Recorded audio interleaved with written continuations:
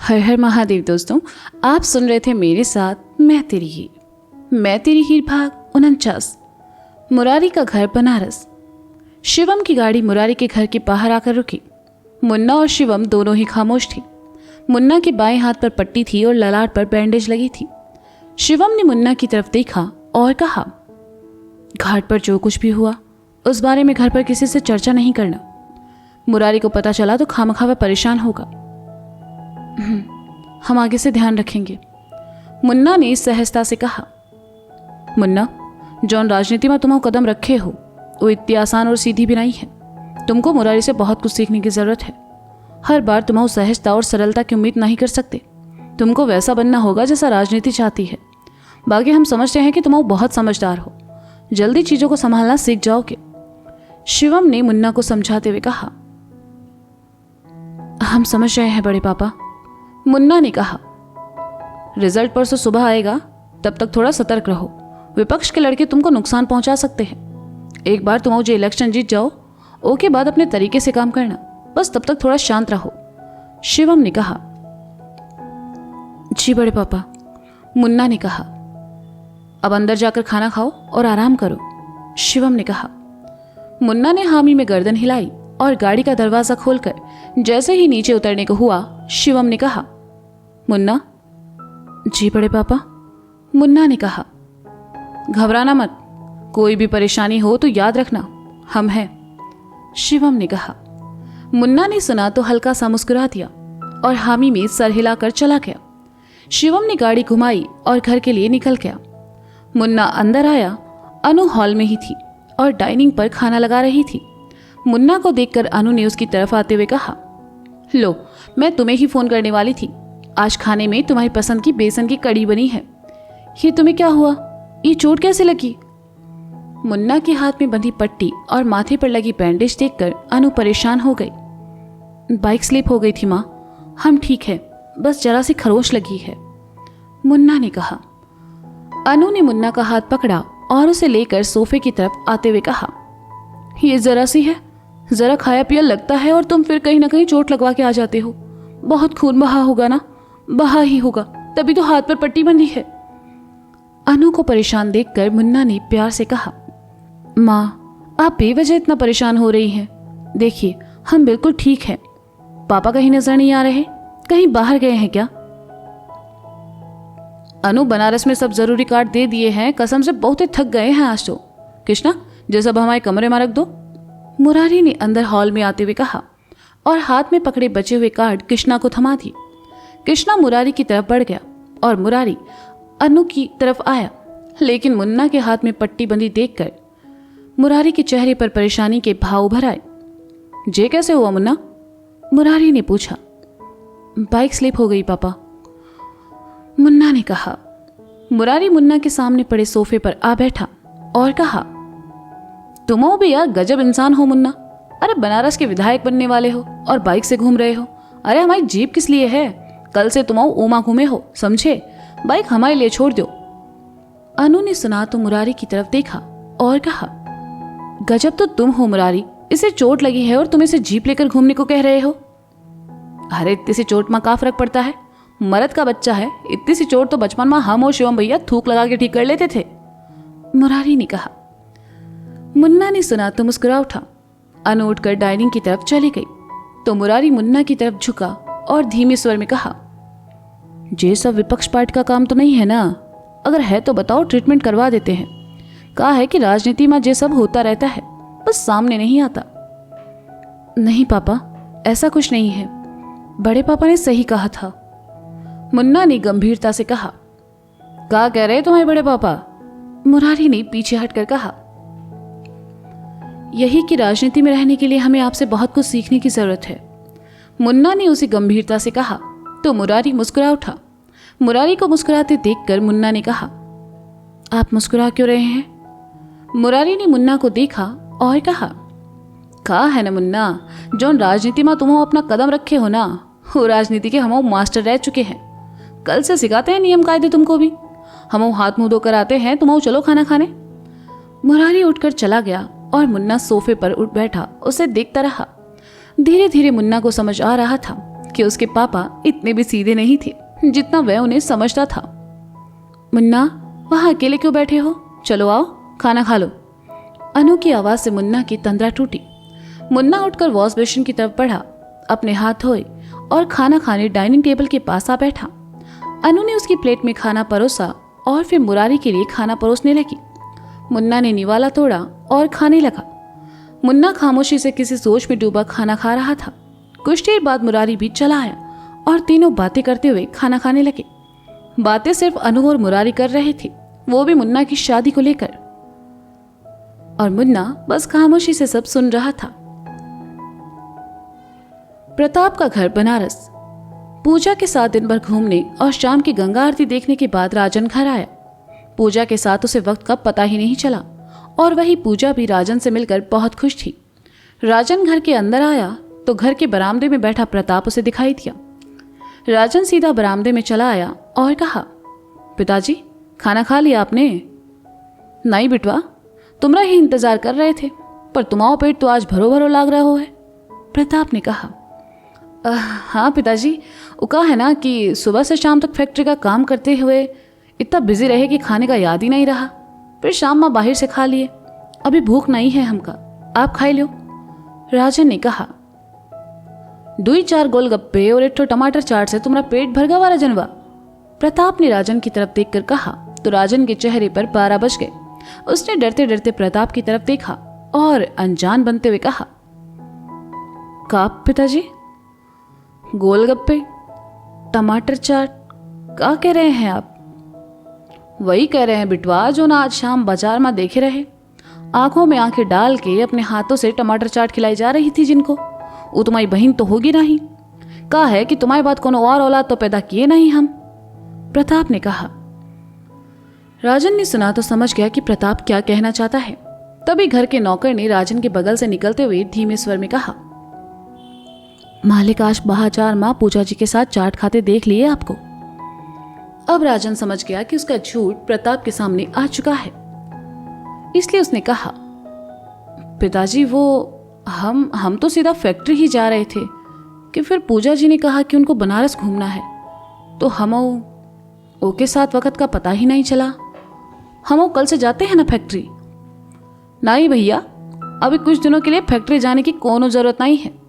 अभी तुम ताजा ताजा प्रेम में पड़े हो। हम नहीं चाहते डेबिट को क्रेडिट और क्रेडिट को डेबिट लिखकर हमारी फैक्ट्री बंद करवाई दो। कहा है कि प्रेम में पड़ने के बाद आदमी का दिमाग काम करना बंद कर देता है। फैक्ट्री हम संभाल लेंगे, तुम अपना जे नवा नवा प्रेम संभालो, प्रताप ने कहा।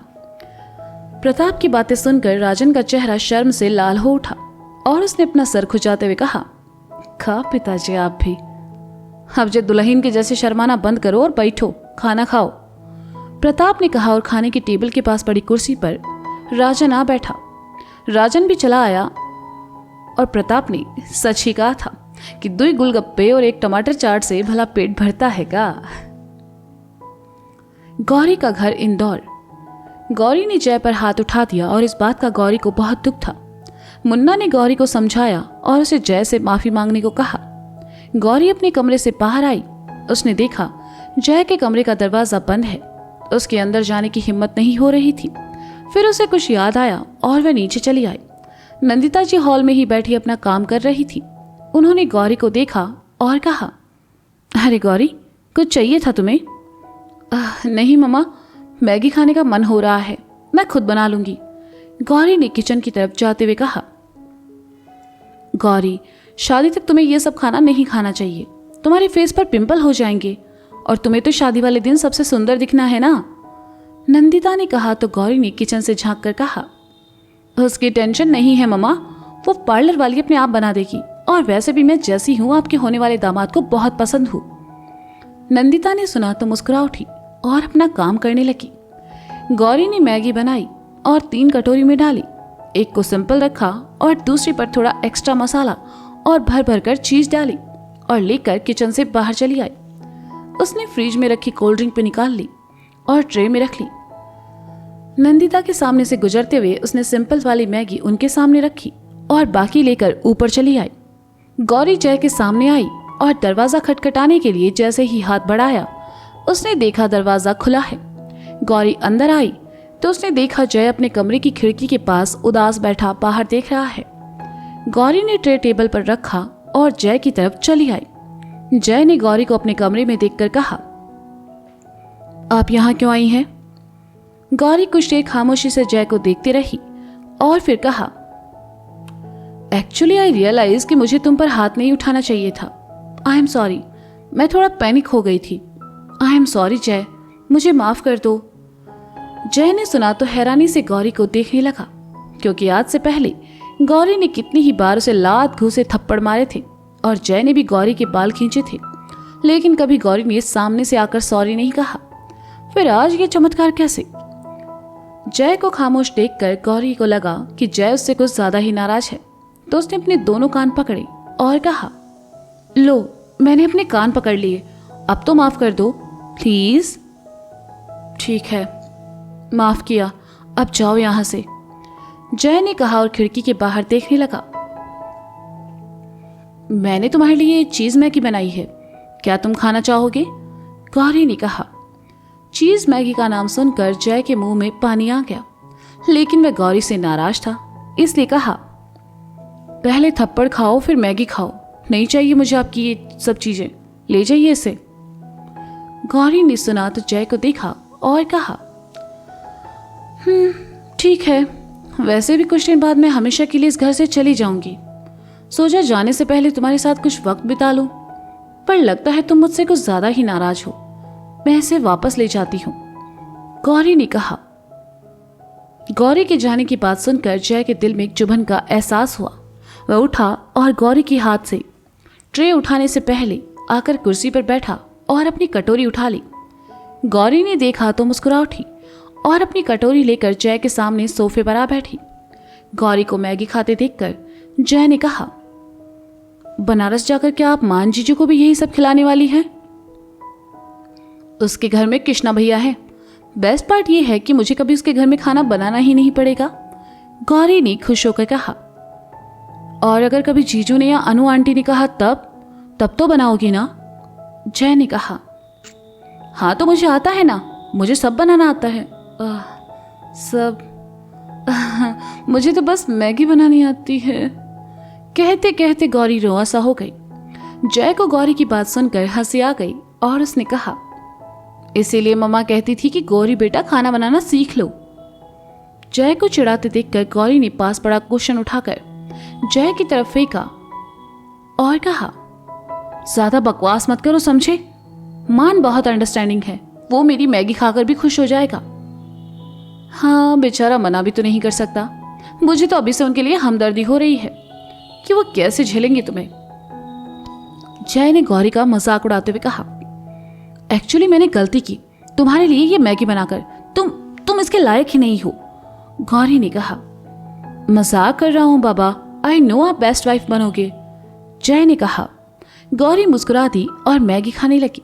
उसके बाद शुरू हुई जय और गौरी के बीच लंबी बातें जो खत्म होने का नाम नहीं ले रही थी। सुमित सबके साथ बस से मुंबई के लिए निकल गया। बारिश की वजह से रास्ते जाम थे और जगह जगह ट्रैफिक होने की वजह से उन्हें काफी वक्त लग रहा था। आधे रास्ते आकर बस बंद हो गई। पूछने पर सुमित के पापा ने कहा कि बस का इंजन गर्म होने की वजह से जाम हो गया है। सुमित ने सबको बस से में रहने को कहा और खुद नीचे उतर गया। रास्ता काफी सुनसान था और यहाँ इतनी रात में किसी मैकेनिक का मिलना मुश्किल ही नहीं बल्कि नामुमकिन था। सबने मिलकर फैसला किया कि आज रात सभी यहाँ रुकेंगे और सुबह मैकेनिक के आने के बाद मुंबई जाएंगे। गनीमत था बस में पीने का पानी और स्नैक्स रखे थे जिससे आज की रात बिताई जा सकती थी।